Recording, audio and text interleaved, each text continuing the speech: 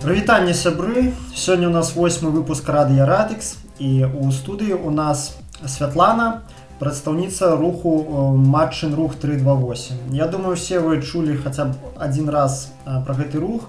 Это адзін з такіх рэдкіх прыкладаў у Беларусі, калі грамадзянскі супраціў, грамадзянская актыўнасць, оформленная ў адзіны рух, добіваецца не просто прызнання і нейкай вядомасці, але і канкрэтных рэзультатаў, канкрэтных вынікаў. Бо все вы ведаеце, што у нас была перагледжаная, можа не ведаеце, тогда я вам скажу, што у нас была перагледжаная, артыкул быў перагледжаны 328 у бок змяншэння, што была амністыя асуджаных па 328, у прыватнасці непаўнагадовых. І ўсё гэта, канешне, сталася вынікам доўгай працяглай барацьбы матчынага руху 328 і тых, хто яго падтрымліваў, іншых ініцыятыў. То бок гэта яшчэ адно пацверджанне таго, што арганізаваны супраціў і вера ў ўласныя сілы могуць падзейнічаць на дзяржаўную машыну.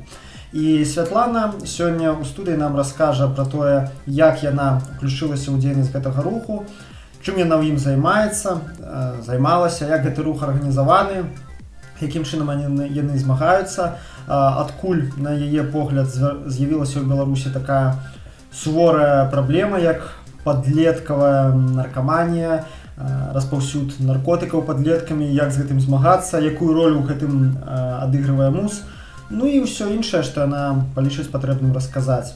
Прывітанне, Светлана. Привитание всем. Прошу прощения, я буду отвечать на русском языке.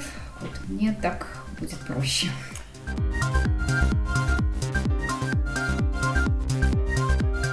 Ну што, пачнем, давай распавядзі троху пра сябе, там не ведаю, колькі табе год, можаш пра адукацыю сваю распавесці, ну і, канешне, там сваю гісторыю, як, таму што, я думаю, кожнай удзельніцы гэтага руху 328, канешне, ўсё пачалося з нейкай асабістай гісторыі, звязанай з яе роднымі.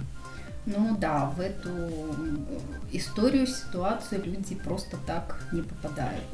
То есть я стала активисткой случайно, а может и не случайно.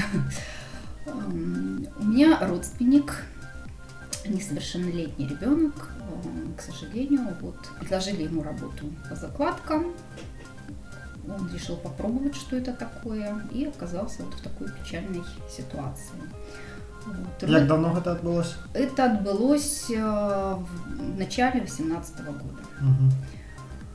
Вот. С тех пор, тогда, на тот момент, это был, конечно, большой ужас для семьи всей, когда мы не знали, куда бежать, как с этим справляться и что делать. То есть гром среди ясного неба, когда ребенок не употреблял сам наркотики, не был связан с этой темой, и вдруг ночью матери звонок на телефон и говорят: ваш сын будет арестован в подозрении распространения наркотиков. Вы не волнуйтесь, еще так сказали. Утром мы вас пригласим, значит, сюда в милицию. Сколько год ему было?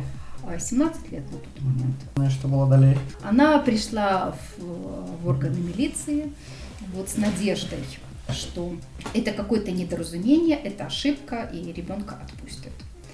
Но, к сожалению, так не случилось. Только уже, то есть он арестован был, потом уже, как выяснилось из материалов дела, вечером около 6 вечера, а позвонили ей только около 2 часов ночи и сообщили. Она в этот промежуток времени, естественно, ребенку своему звонила на телефон, почему его нету дома, что с ним случилось, что и как. Вот, никто уже трубку не поднимал. И, в принципе, такая вот ситуация, когда потом я уже позже стала общаться с другими матерями, оказалась очень у многих родителей. То есть все вот это вот под копирку, что ребенка арестовывают, никто в первые часы не сообщает, а в это время, оказывается, милиция просто берет все показания, их называют не допрос, а объяснение.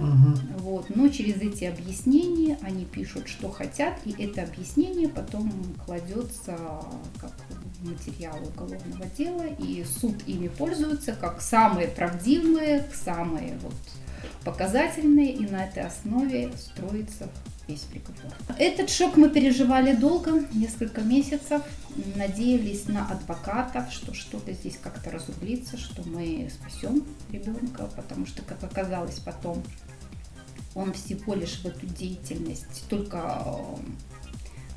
совсем в короткий промежуток времени вступил.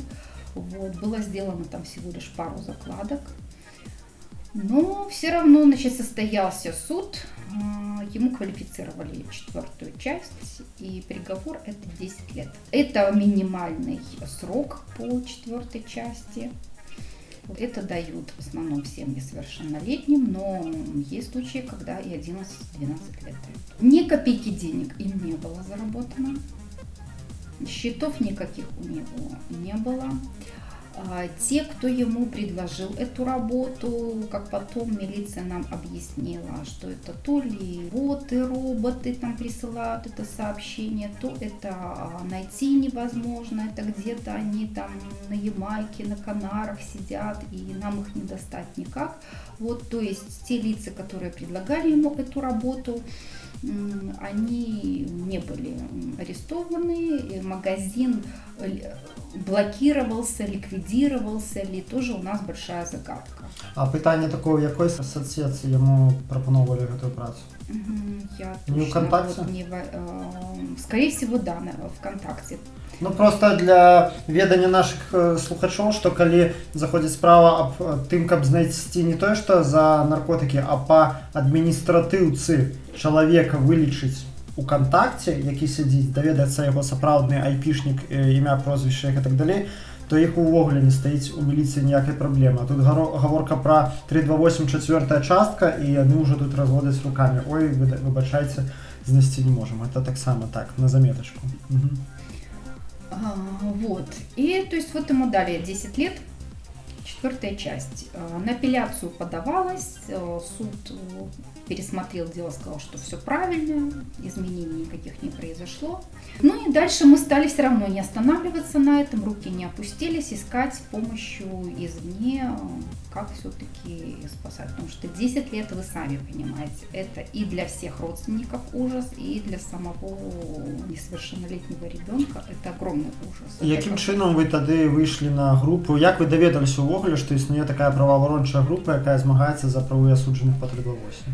Дальше я начала гуглить просто в интернете, что по этому поводу пишут, где, если организованы какие-то группы, кто где может еще, кроме адвокатов, предоставить какую-то помощь. Первое, на что мы наткнулись, существовала такая группа движения матерей 328 во главе с Ларисой Жигарь. И вот мы вступили в эту группу, стали общаться с другими матерями, где их несколько тысяч человек. Далее, при более тесном контакте, мы поняли, что несовершеннолетних, в принципе, не так это и мало попадает. Уже как у нас родственник несовершеннолетний, у других несовершеннолетние дети, мы попытались обратиться к правозащитникам, что здесь же, в принципе, есть Конвенция о правах ребенка, в которой защищаются права детей и обязаны защищаться и в нашей республике Беларусь, потому что ратифицирована у нас эта конвенция. Вот. А там четко и ясно сказано, что тоже наказание для детей должно отличаться от взрослых, а получается та же 4-я часть, также наравне со взрослыми они по 10 лет им дают. То есть это уже нарушение конвенции. Вот. Дальше опять вот этот вот момент, как я рассказывала в начале, что не вызвали сразу родителей ребенка при его задержании, не вызвали сразу в первый день адвоката. Вот. Это тоже нарушение конвенции. То мы к правозащитникам обратились с такой вот просьбой, а как же с этим быть?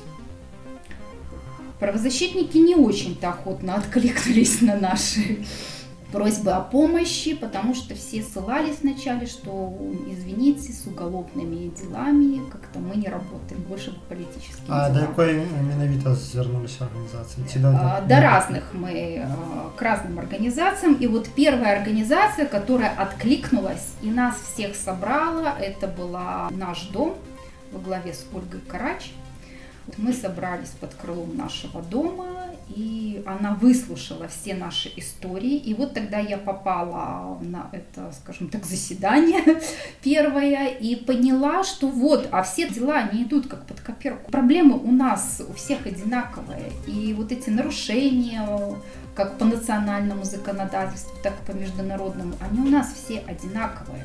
И с этим что-то надо делать. И вот тогда вот эта идея родилась, что если мы объединимся, если мы начнем как-то работать точечно вот только по нашим этим проблемам, то, возможно, мы достигнем больших успехов, чем все движение матерей во главе, там и у кого и взрослые дети будут работать, там, конечно, труднее. Об'єднаємося, ти маєш на увазі менавіта ти, у кого неполногодовые, так? Да, да. Именно вот несовершеннолетние дети, мы тогда собрались, было нас человек 15-20 на том первом заседании. Дальше наша группа разрослась, то есть сейчас уже порядка 50 человек вот в нашей группе, которые мы друг другу помогаем там, информацией, какой-то и материальной бывает помощью, и психологической поддержкой.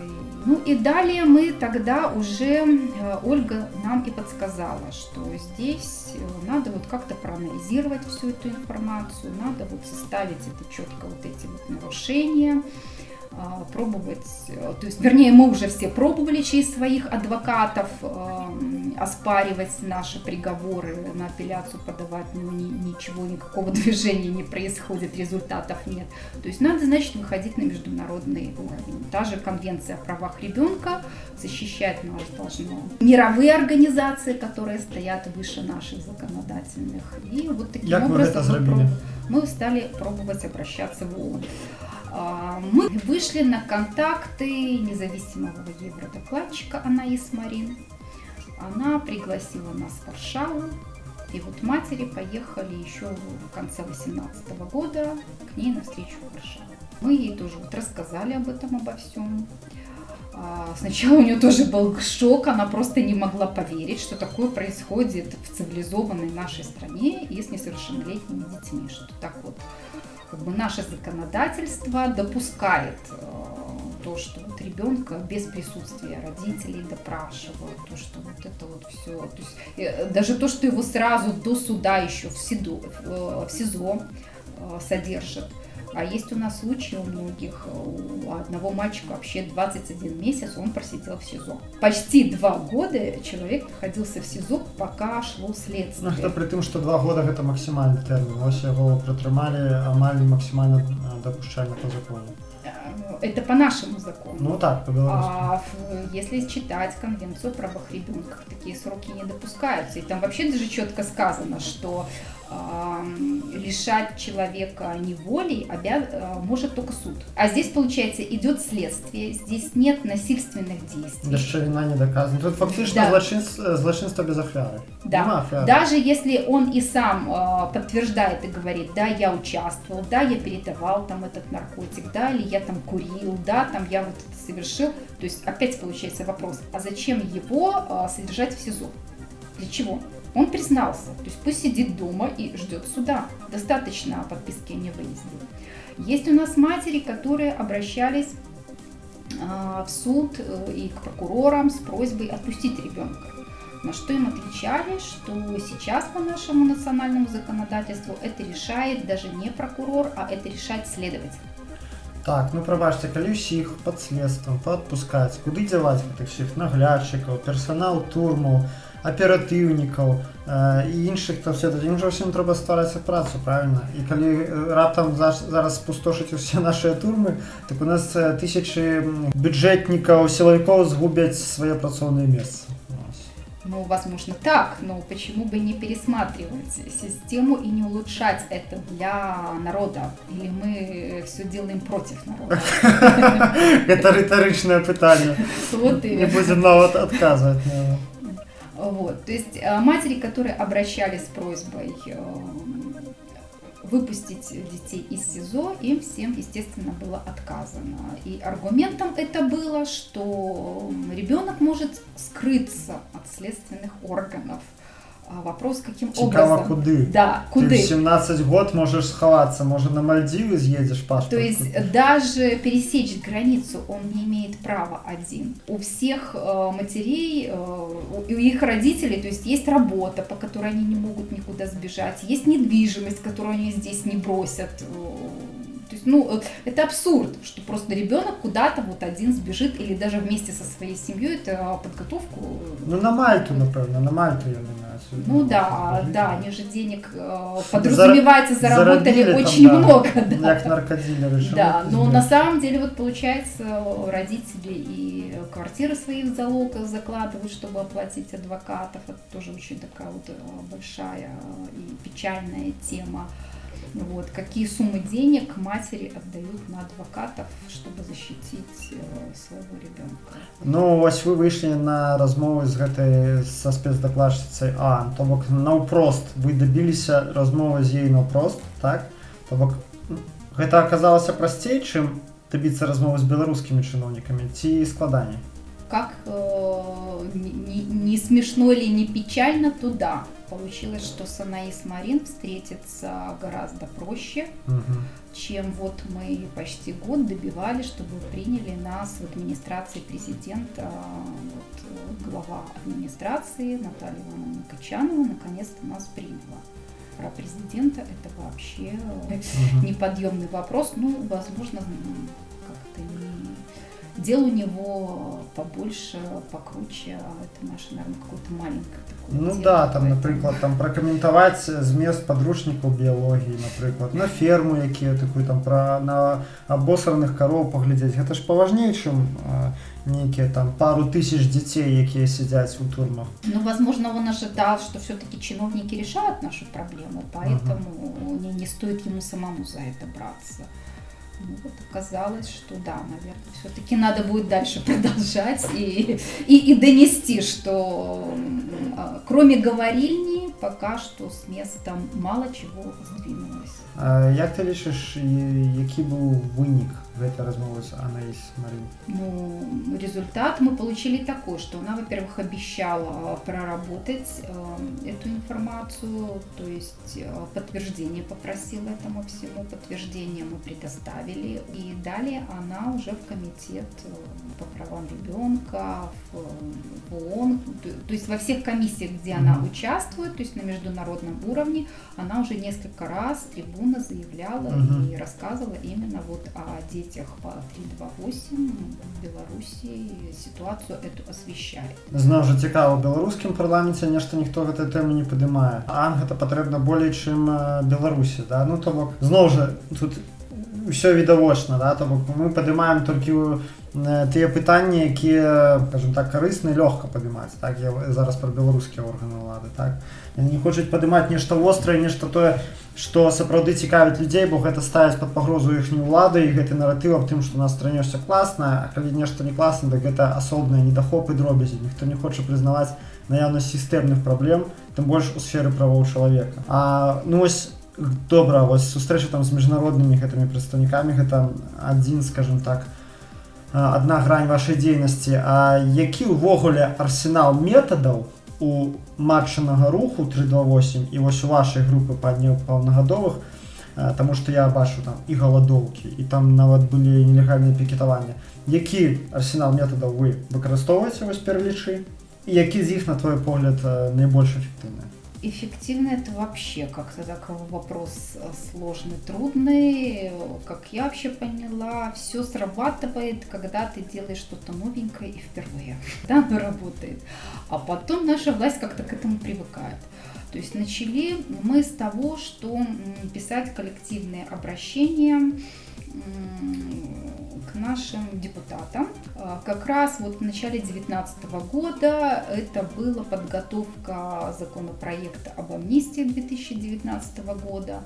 Этот проект выносят на голосование депутаты, потом он в Совете Министров проходит там уже утверждение, и таким вот образом уже подписывает его президент. Вот. И тогда вот в начале 2019 года, в марте, был рабочая группа такая была создана в парламенте, И вот несколько человек, в том числе вот активисты и от несовершеннолетних, попали туда в парламент. Я тоже там была, участвовала в этом круглом столе. И вот там То вот все ж таки я оказался неправ, все-таки запросили вас в парламент, да? как бы мы настояли, чтобы нас туда запросили. Напросились. Да, напросились мы сами. Да, то есть пока ты сидишь тихо, естественно, никто про тебя не знает и никто тебя не приглашает.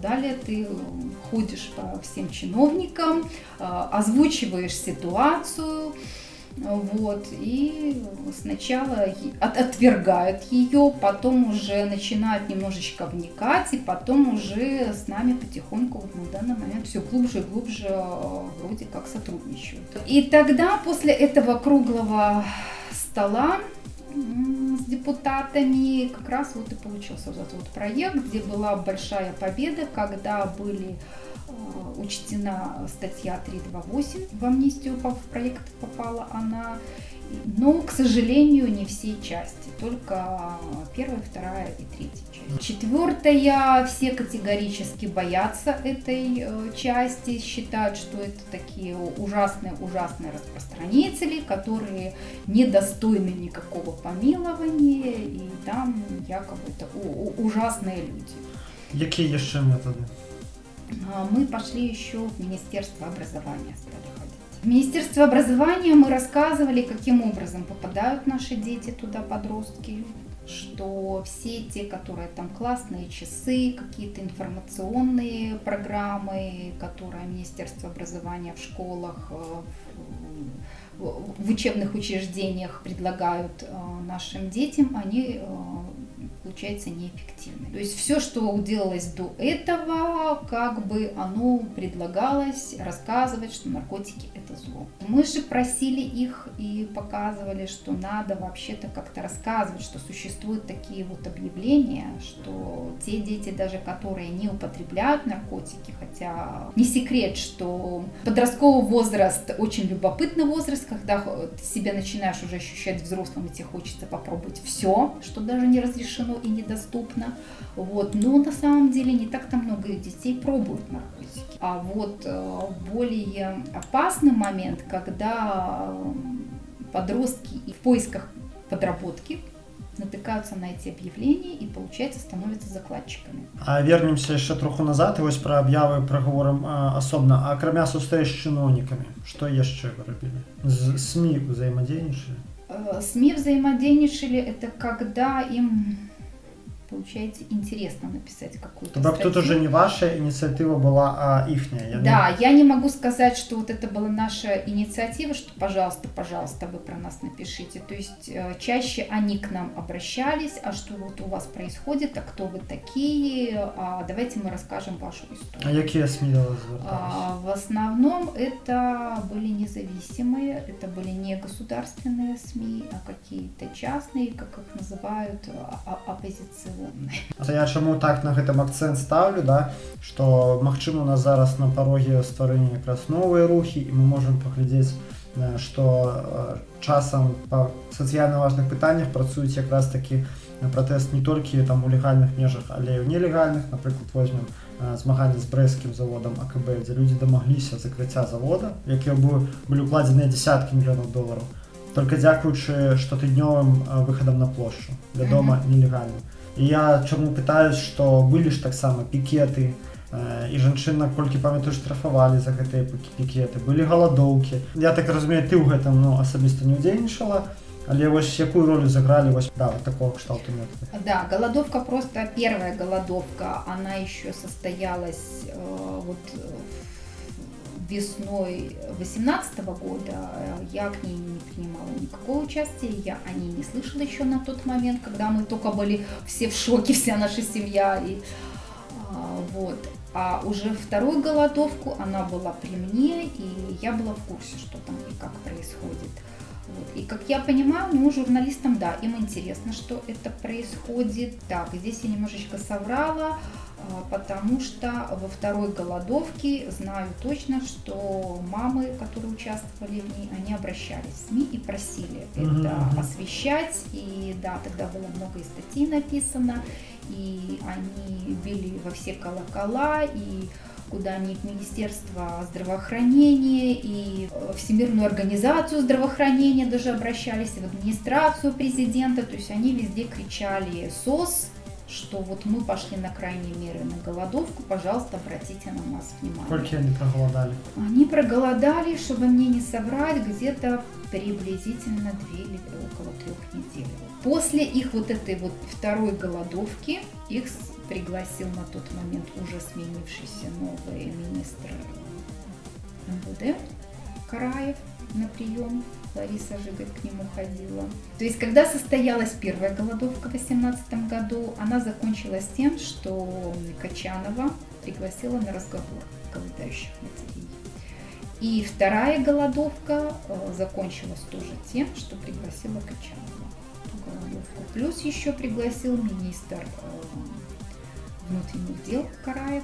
Получается, что когда наша борьба идет, то есть по закону, через какие-то обращения, через просьбы, оно менее действенно. Когда вот люди, вот матери пошли на крайние меры, то здесь как-то вот более серьезно увидели. Ну, ось як ти правильно сказала. Чому? Тому що ось гэта барацьба ў легальным русле, в принципе, ім зручна. Гэта іхняя, скажем так, вотчина, это іхняя сфера, звычная для іх такая прастора. Вось это паперкі, перакладаць звароты. Гэта тое, чым яны себе адчуваюць як рыба ў вадзе. І яны вельмі добра за гэтыя годы навучыліся пісаць адпіскі, пісаць там какие-то отмазки, даваць пустыя. А вось калі іх пачынаеш цюкаць, колоть с того боку, з якого яны не чакаюць, тогда они начинают шевелиться.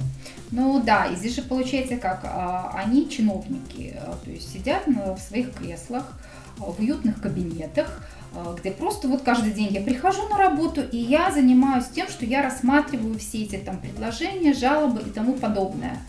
А с нашей-то стороны, то есть каждая мать, она понимает, что у нее нет вот этого времени, да, там ни годы, ни месяцы, даже не часы. То есть она понимает прекрасно, что вот лишний час ребенок проводит там, где у него ухудшается здоровье, где он не доедает, где его заставляют работать. И поэтому мать не спит ночами, а она думает, как быстрее ускорить дело и как добиться этого освобождения. А чиновник нормально спит, потому что это же не ягоное дзіцё, правильно? Да. А за паперкой ён все равно не видеть гэтага лёса. Нават калі б ён хацеў убачыць, да? А я думаю, яны і не хочуць, ім там нафиг не трэба.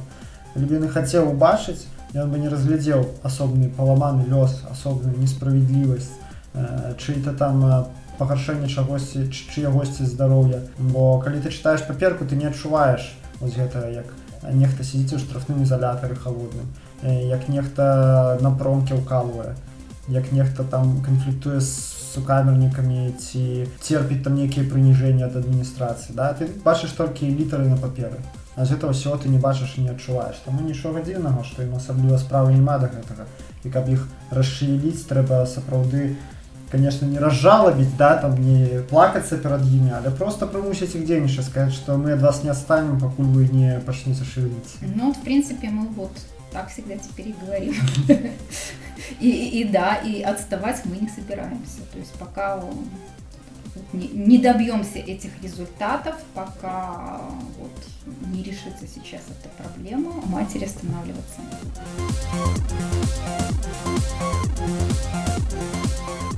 А паглядзім якраз у корень праблемы. Корень праблемы гэта, ну так я разумею, ну калі не браць уже у такім мэта-сэнсе, бо я лічу, што, напрыклад, корень праблемы гэта ў тым, што па-першае увогуле забаронены гэты ўсе рэчывы, да, і чалавек не можа абіраць сябе, што яму спажываць, хаця, казалось бы, гэта ягонае цела, ягоны арганізм, ягонае здароўе, і калі ты дарослы чалавек, ты можаш сам абіраць, што табе выкарыстоўваць, што не.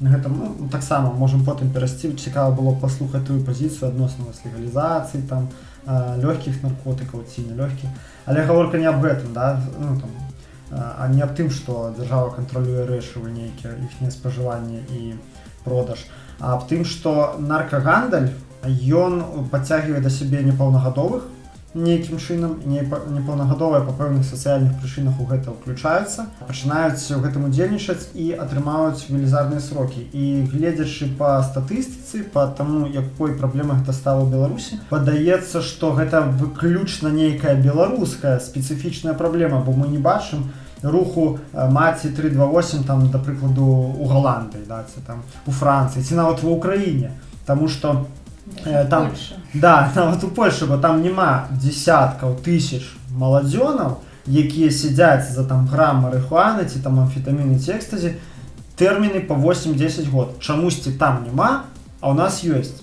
І вось я памятаю на адной з маіх лекцый, якія я чыніў, семінарах, які чыніў пра паводзіны ў турме, пра то, як захаваць здароўе ў турме. Я вось чуў ад цябе і тваіх там паплечніц па руху. Вельмі цікавая гісторыя аб тым, як увогуле робяцца гэтыя інтэрнэт-магазіны, як уцягваецца моладзь у распаўсюд наркотыкаў.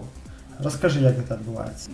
Я уже вскользь рассказывала о том, что человек, несовершеннолетний ребенок, когда ищет какую-то подработку, у него есть свободное время, где он хочет уже зарабатывать свои деньги.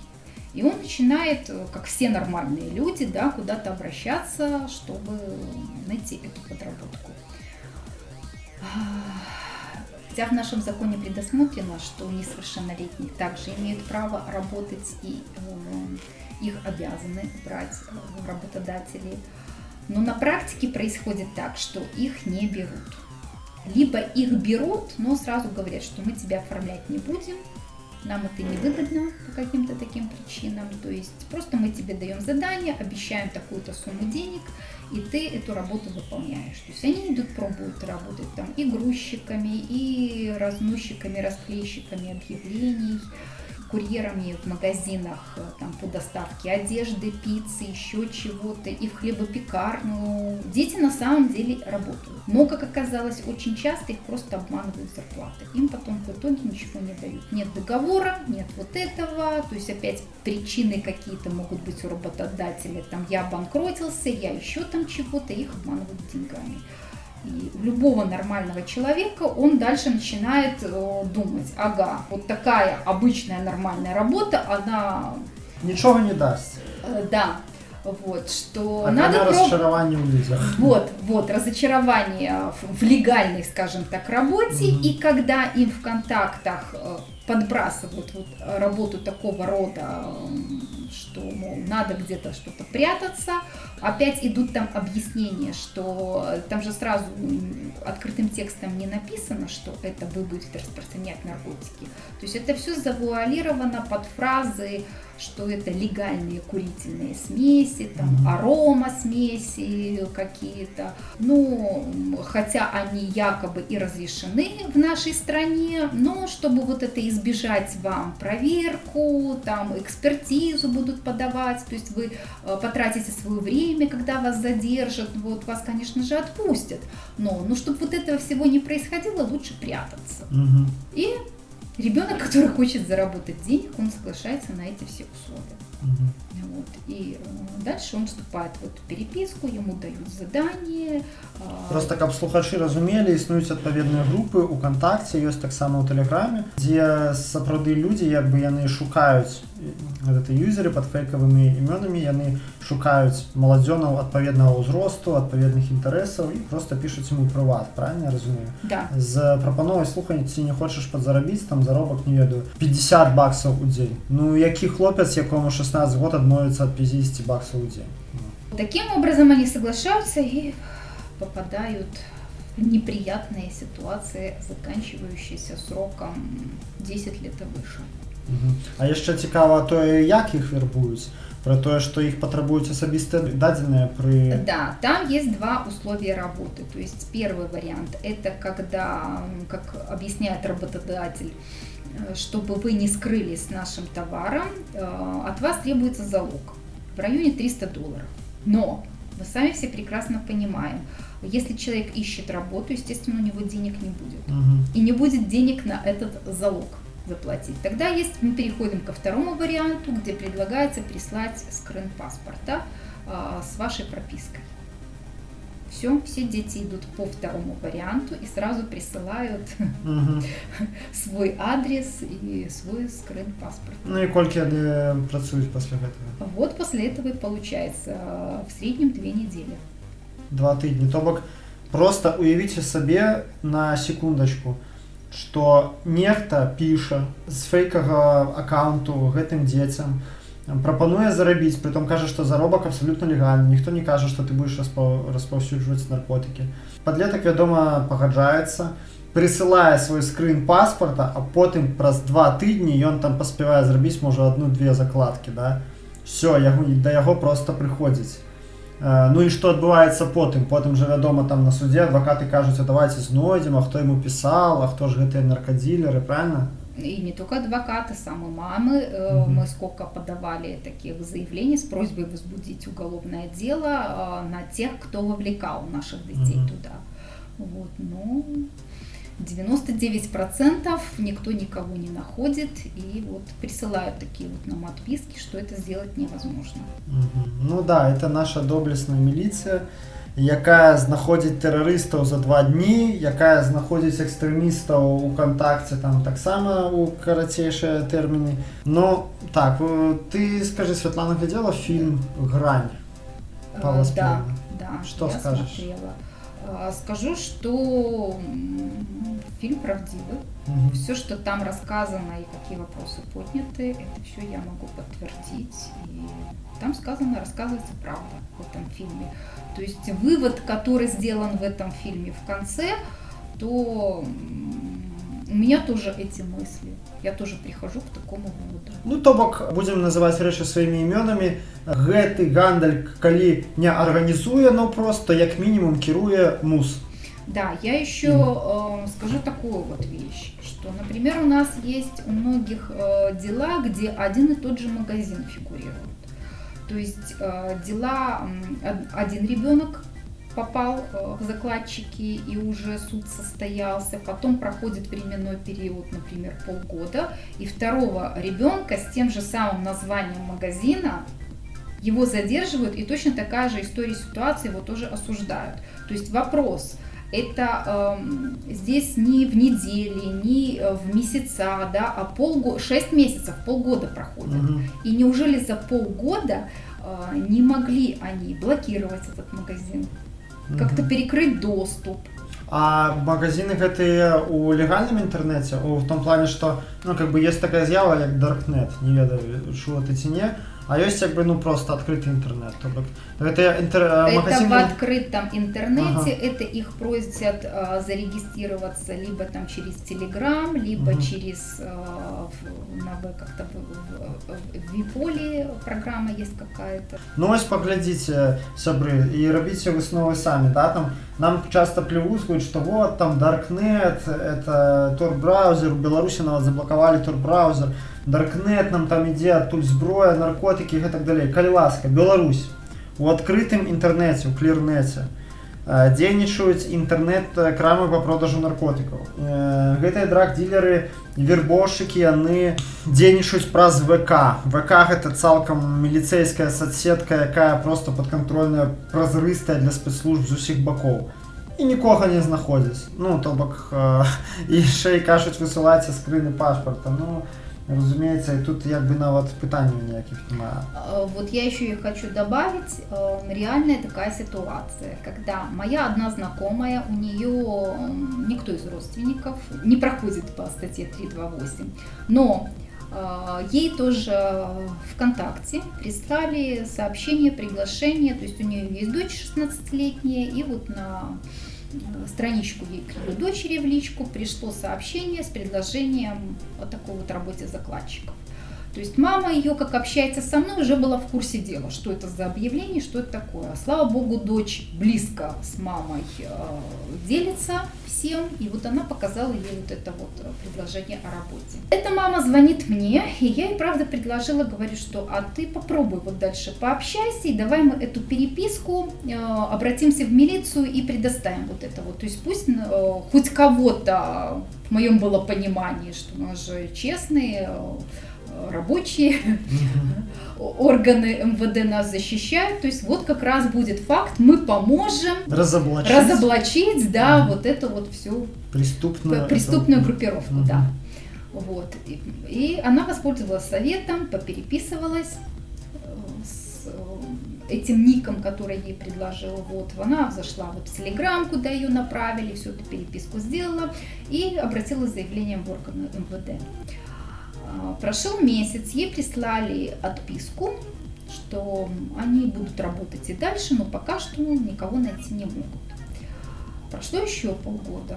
Я вспомнила про этот случай и говорю, что а давай снова напишем и спросим, пусть тебе покажут вот за этих полгода, как они дальше, что проработали, что нашли, может быть, новая появится какая-то информация. Ей перезвонили после ее второго заявления и стали спрашивать, а зачем это вообще вам надо? Ну как, зачем это мне надо?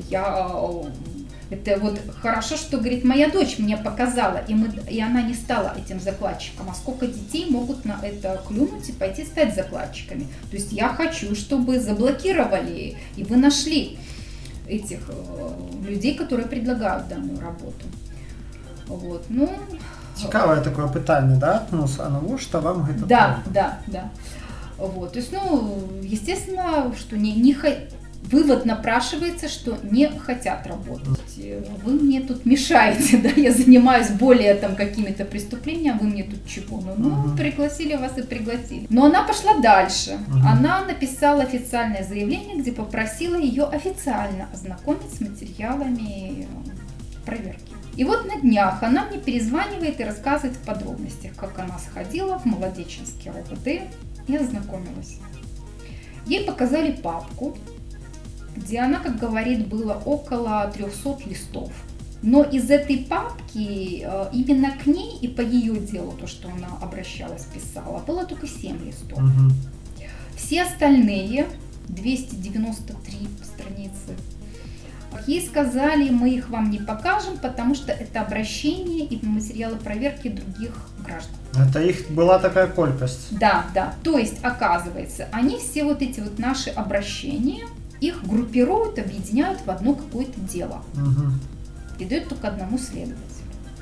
По этим результатам, как он сказал, за год заблокировали что-то 2 или 3 каких-то магазина, но при этом реальные фамилии, люди не были найдены. То есть это просто отослана какая-то информация, где вынесено решение заблокировать там какой-нибудь там магазин там «Радуга», да, там, или вот этот вот конкретный там ник, который к тебе обращался. Все.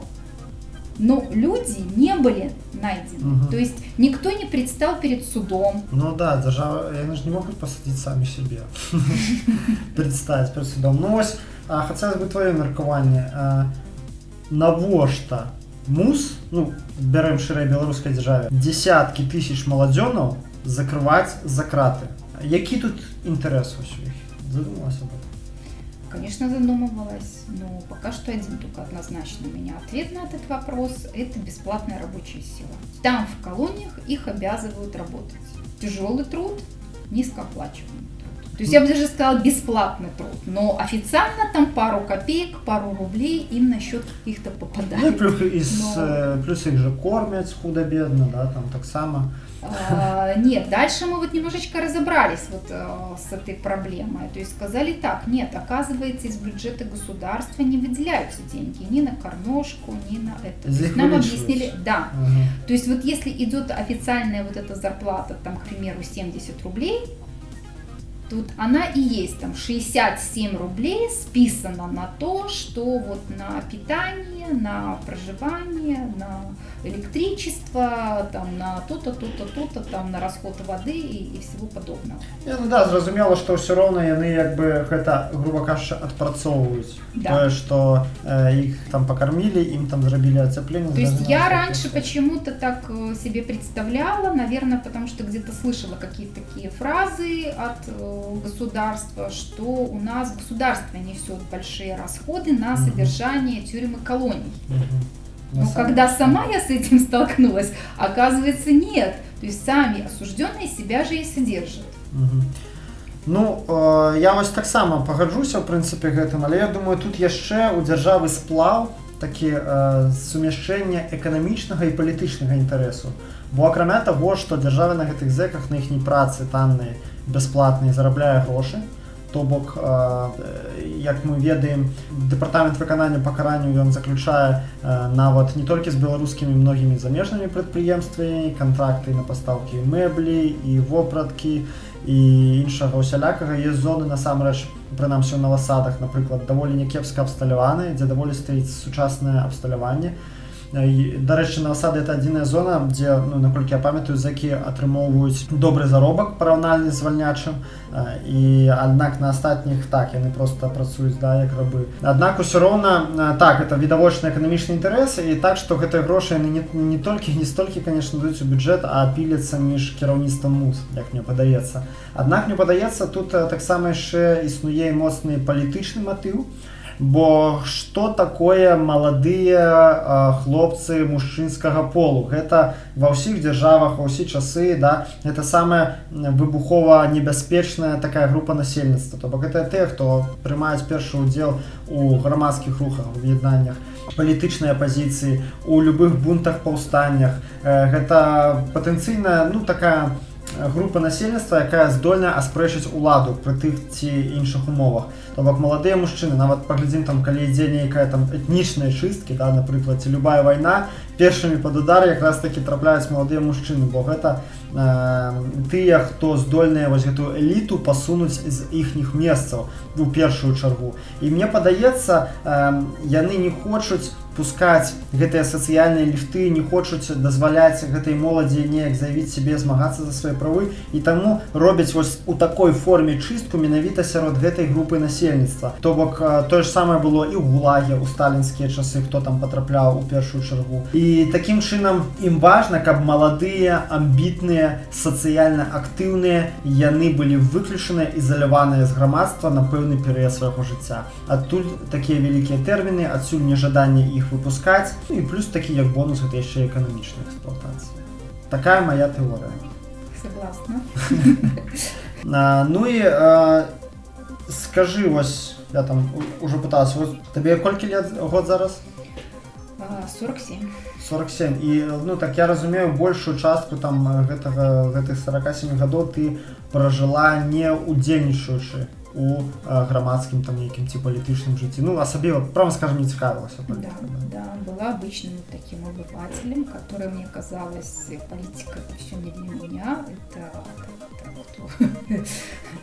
вот, амбиций на политику у меня не было, и как бы неинтересно было ей заниматься, то есть у меня в жизни, в семье все прекрасно, зачем мне задумываться о политике? Вроде как говорится, наша страна в войнах не участвует, есть какой-то средний достаток, я считала, что мне туда там делать нечего. Ну, атрымоўваецца гэты выпадак, такі непрыемны, жахлівы, катастрофа такая ў сям'і, яна цябе вымушана падштурхнула туды і прымусіла просто разбирацца і рабіць высновы. Я так разумею, это моцна на тебя повлияло. Да, потому что я реально поняла, что, во-первых, одна мама никак не справится с этим. Плюс, даже если у мамы есть сильное желание, не хватает каких-то юридических знаний в этой проблеме. Вот. Адвокаты, как выяснилось, помочь нам ничем не могут, только могут отобрать все деньги, которые у тебя остались. Приходится, то есть как-то и объединяться, делиться друг с другом с этими знаниями, плюс самому идти учиться. То есть вот меня заставила жизнь, что даже я в прошлом месяце закончила углубленный курс по правам человека, где нам не только там рассказывали по правам человека, а также и в юридических знаний много дали, то есть интересные люди к нам вот приезжали на лекцию, читали. Ну ось як ты все ж таки лічыш? Праблема маці 328, несправедливых прысудаў, это праблема юрыдычная, прававая, заканадаўчая, ці ўсё ж таки гэта праблема палітычная? Наверное, все сразу. Угу. То бок элемент палітыкі тут адназначна прысутнічае. Да. Потому что я чаму пытаюсь, потому что я бачу дзяржаву, конечно, у нас дзяржава хоча любое грамадскае пытанне дэпалітызаваць. То бок звесці яго выключна ў юрыдычнае русло, вось вам загончык, да, такі канал выпуску пара, і па ім змагайцеся. І ніхто не хоча, ну, мне падаецца, нават большая частка жанчын руху, яна не хоча гэтае пытанне палітызаваць, хоча толькі вырашыць яго ў межах вось вырашэння свайго асабістай прававой праблемы, да. Аднак все ж таки мне падаецца, я об этом кажу увесь час, што гэта не асобная праблема маці 328, што вось іхніх дзяцей несправядліва пасадзілі, бо да таго, як пасадзілі іхніх дзяцей, пасадзілі несправядліва дзесяткі тысяч іншых, так? І кожны з іх змагаецца са сваёй праблемай паасобку. А яшчэ да таго, як пасадзілі іх, былі скраданні палітыкаў апанентаў Лукашэнкі. А яшчэ да гэтага пачалі людзям падрабляць пратаколы там за адміністратыўнае праванарушэнне за ўдзелы ў мітынгах і гэтак далей. І это ўсё не асобная праблема, гэта ўсё звенья аднаго ланцуга, адсутнасці правоў чалавека, адсутнасці будь-якіх правовых гарантый у гэтай дзяржаве, калі закон існуе толькі для нас, а яны, эліты, яны перакрочваюць закон кожны раз, калі ім гэта патрэбна. И гэтак далей, и гэтак далей. Хотел бы, как ты это прокомментовал. Меня еще очень удивляет, почему наши чиновники не задумываются о идеологической проблеме. То есть, когда арестовывают ребенка, что испытывает мать и что испытывает вся ее семья, которая вдруг она понимает, что какие суммы денег уходят на адвокатов, на передачи. То есть все матери у нас, кроме одной работы, ищут вторую, третью подработку, работают по ночам. Для того, чтобы И это все продолжается годами. То есть сначала ты эти огромные суммы денег на адвоката, которые потрачены были и взяты кредиты, ты отрабатываешь их. Далее ты возишь все эти передачи, которые одна передача, ее собрать более-менее средненько составляет около $400. Во взрослую колонию это 6 таких передач в год, в детскую колонию можно до 12. Ну, плюс еще гроши на товарку. И деньги, опять-таки, у тебя еще младшие дети могут быть, которых надо содержать. Ну так-то еще и самому треба кушать. То есть все матери просто становятся рабами, заложниками этой всей ситуации, системы. И то есть как она будет по-доброму относиться к государству, когда ее поставили в эти все условия. И это не одна мать так задумывается. То есть у нее есть еще родственники, кто еще с ней в семье живет. У этих родственников есть еще знакомые. И это все передается в рассказах даже на кухне. Этот весь негатив, то есть идет на чиновников. Ну, на державу в широком сенсе, бо кто отказный за это? Ну, конечно. И это все все больше и больше получается у нас эта проблема возникает, именно идеология, то есть как наше общество, наши обычные люди, граждане начинают относиться к государству. То есть мне удивительно, что почему они не рассматривают даже этот вопрос в этом ключе. То есть и здесь же не... Смотрите еще какой момент. Это у нас пошло движение, матери 328, то есть конкретная статья в Уголовного кодексе 328. У нас же нету движения, которое было бы по матери, чьих детей убили, или даже анархисты, как по этим статьям тебе знакомым. То есть у нас нет никаких других движений, у нас никто больше из родственников не протестует против приговоров суда по другим статьям. Ну, правда, все организовано. Да. Почему у нас протестуют только по 328? Доброе питание, почему не задуматься всем людям, почему матери стали протестовать по 328, а протестует любой человек когда это несправедливо. То есть и не надо думать, что просто раз моего ребенка осудили, я хочу его достать. Ну, не хотят же просто так достать матери убийц, насильников или еще кого-то. То есть они все согласны, что все-таки более-менее суд поступает справедливо. А по 328, почему все матери считают несправедливо? Просто задумайтесь об этом. Да, выдатная думка, насамрэч, што сапраўды несправядлівыя прысуды ў Беларусі гэта не выпадковасць, гэта просто сістэма. І чамусь супраць гэтай сістэмы паўсталі толькі тыя, каго асудзілі па 328. Ну, зноў жа, можа, гэта з-за таго, што рэальна такая хваля пайшла, просто небывалая менавіта па гэтым артыкуле. А астатнія артыкулы несправядлівыя прысуды, яны неяк размазаныя ў прасторы і часе, і таму не набралося з гэтай крытычнай масы родных, якія маглі б напрыклад, несправедливо асуджаных за забойства, да, наприклад, таких так само хапае. Але добрая ідэя, я думаю, гэта магло б аформіцца ў рух супраць несправедливых прысудаў у прынцыпе. Ну вот у меня ощущение, что уже как-то так вот группа такая начинает образовываться. То есть вот по коррупционерным статьям тоже люди, как я слышала, уже много кто поднимает этот вопрос, и они там в группу какую-то объединяются и пытаются совместными усилиями бороться со своими приговорами. И это все, да, вот тема именно несправедливых приговоров. Что здесь уже даже не касаемо какой-то конкретной статьи, система в нашей стране очень сильно хромает вот в этом направлении, когда если первая судебная инстанция вынесла уже приговор, то его отменить и пересмотреть, качественно пересмотреть, нет шансов никаких у людей. То есть все последующие апелляции, которые происходят, пересмотр в Верховном суде, что происходит, мы получаем просто отписки.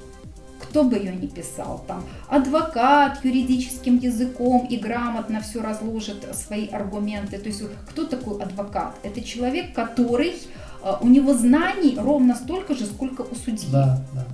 Вот. Он получает вот эту лицензию, где сами же там суды, да, государство его признает, что он великий специалист. И этот великий специалист не соглашается с приговором суда. А ему кажут, иди нахер. Да. Просто прямым текстом кажут, иди нахер. Понимаете, вот этот вот весь бред, который происходит. То есть, если ты получил лицензию этого великого юридического специалиста, то как ты можешь говорить туфту, да? И как ты можешь говорить неправду? То есть, ты говоришь правду, и ты приводишь аргументы, почему ты считаешь, что этот человек невиновен. Но суд получается, да. А я так вижу, я так хочу и все. На твою правду всем наплевать, потому что судья, он представляет державу, а адвокат не представляет некого там человечешку.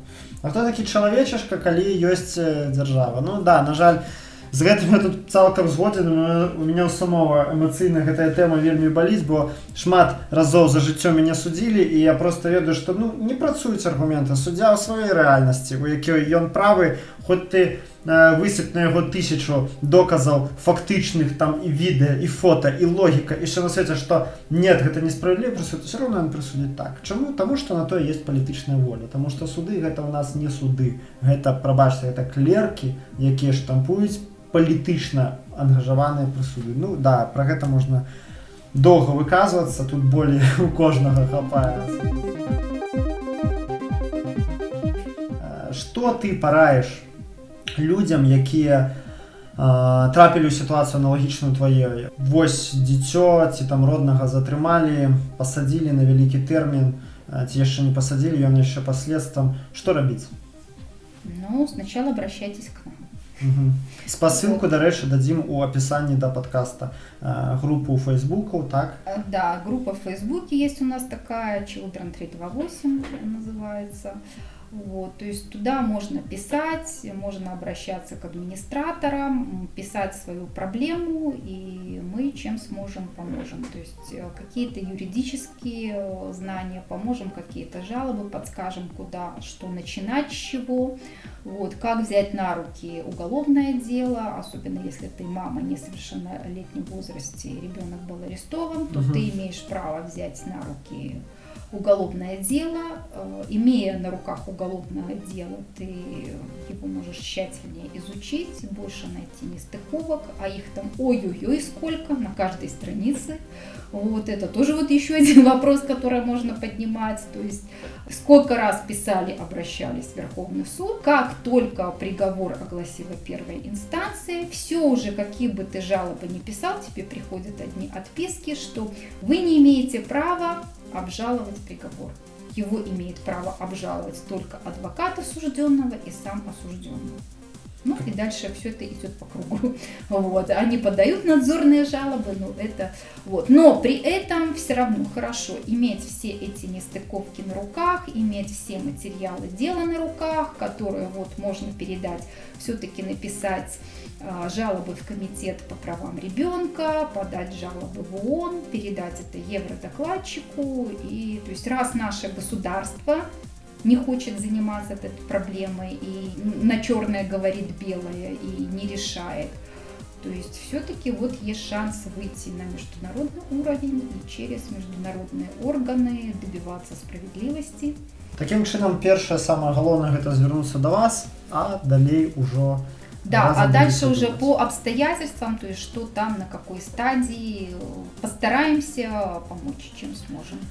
Ну вось, сябры, вам выдатны прыклад таго, як людзі, гуртуючыся, вырашаюць свае праблемы, калі яны, сутыкнуўшыся з вялікай такой катастрофай ва ўласным жыцці, не апускаюць рукі, не плачуцца і уж тым больш не кідаюць сваіх родных у бядзе, а працягваюць змагацца, і што самае галоўнае, гэта змагарства, яно не ўпустую, калі нават падаецца, што ўжо нічога не дапаможа, што ўсе там чыноўнікі да цябе глухія, што гэта ўсё біццё галавой аб сцяну, раптам гэтая сцяна пачынае паддавацца, і калі пытанне, толькі калі пытанне ўжо выходзіць на палітычны ўзровень, калі людзі ўжо пачынаюць разумець, што гэта праблема палітычная, тады дзяржава, хочаш не хочаш, дае заднюю, таму што бачыць, што людзі настроены рашуча і не адчэпяцца, і ўжо пачынаюць патроху палітызавацца. І як след атрымоўваецца вынік, і вось людзі чагось патроху дабіваюцца. І таксама я лічу, гэта добры прыклад таго, што трэба верыць у свае сілы, не здавацца нават перад лицом такога левіафана, як наша беларуская дзяржава. Ну а дзяржава такім чынам сама працягвае сябе як бы рыць магілу, таму што людзі, якія на прыкладзе Святланы бачым, што людзі, якія раней былі не палітызаваныя, не задумаліся ад палітыцы, хадзілі, там проста жылі звычайным жыццём. Вось праз гэтыя абсалютна, казалось бы, непатрэбныя рэпрэсіі чалавека падштурхнулі да палітызацыі, да уразумення ўласных правоў, і я думаю, Святлана яшчэ вельмі доўга не будзе прыхільніцай, а можа ўжо і ніколі, да, не будзе прыхільніцай як бы такой гарачай нашай дзяржавы, і вось як мінімум аднаго чалавека ў яе асобе лаяльнага згубіла наша дзяржава і наш Александр Григорович. Дзякуй табе вялікі, Святлана, за такі вельмі цікавы аповед, сапраўды было цікава паслухаць. Досвед твой унікальны, які ў кожнай жанчыне, я думаю, у гэтым руху, досвед унікальны, вельмі цікавыя думкі. Вельмі важна ведаць тое, што думаюць людзі ў вашай суполцы. Я думаю, і многім людзям гэта будзе цікава пераварваць і аналізаваць сказанае табой.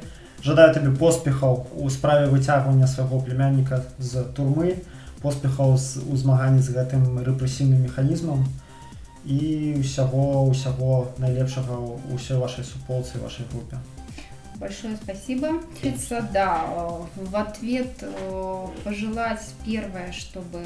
Банальная такая фраза, да, берегите своих детей, и как их можно сберечь? Это все-таки ближе и больше времени уделяйте им. То есть будьте к ним ближе, интересуйтесь их внутренним миром и не спугните их в тот момент, да, чтобы они закрылись от вас и никогда вот не пришли и не сказали: мама, у меня какое-то странное вот предложение здесь прислали.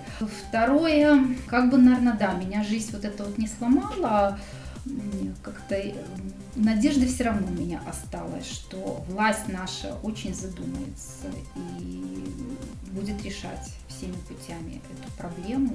Я верю в светлое будущее и этого жду. Так, дай Бог нам усім дочекаться светлой будущей. Еще раз дякуй. Еще добавлю, хотелось поблагодарить мне всех правозащитников, с которыми довелось нам пообщаться, которые оказывали нам поддержку и оказывают ее сейчас, и будут в будущем оказывать. Раньше для меня вот правозащитники было это что-то такое, вот, ну, как бы вроде они у нас есть, а чем они занимаются, было непонятно.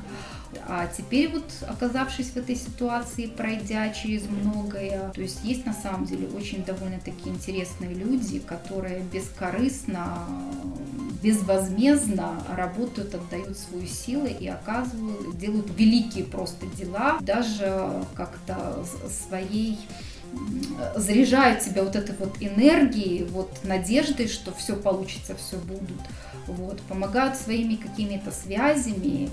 Вот та же Ольга Карач, без которой это была основа, без которой у нас бы ничего не получилось, и мы бы не достигли этих результатов. Те же вот представители «Весны» тоже нам хорошо это помогли. Павел Сапелко нас поддерживает. И, то есть, вот, правозащитникам огромное-огромное спасибо, что вы есть. Спасибо вам. Так, долучаюсь. Ну, а вы, сябры, подписывайтеся на Радио Радикс на SoundCloud, ці на Ютубе, ці там, дзе вы праслухалі гэты падкаст. Ходите у описанне, глядзіце там усялякія цікавыя матэрыялы па тэме. Дзякуй вялікі ўсім, хто даслухаў до конца. Буду удзячны, калі вы параіце гэты падкаст сваім сябрам, знаёмым, бо тэмы, якія падымаем мы, і тым фармаце, якім мы іх падымаем, гэта, на жаль, мала хто робіць. І стараемся даваць таксама слова людзям, якім звычайна не даюць слова мейнстрымавыя, ну, нават не мейнстрымавыя, проста нашы незалежныя медыі. Даем слова ўсім, хто хоча, хто думае, што яму ёсць што сказаць. І вы таксама, калі думаеце, што вам ёсць што сказаць, вы хочаце выказацца на нейкую тэму, звязвайцеся, пішыце і давайце будзем разам распаўсюджваць вольныя веды, распаўсюджваць праўду і не здавацца перад несправядлівасцю. Всё, усім добра, крытычнага мыслення і светлай будучыні. Да пабачэння.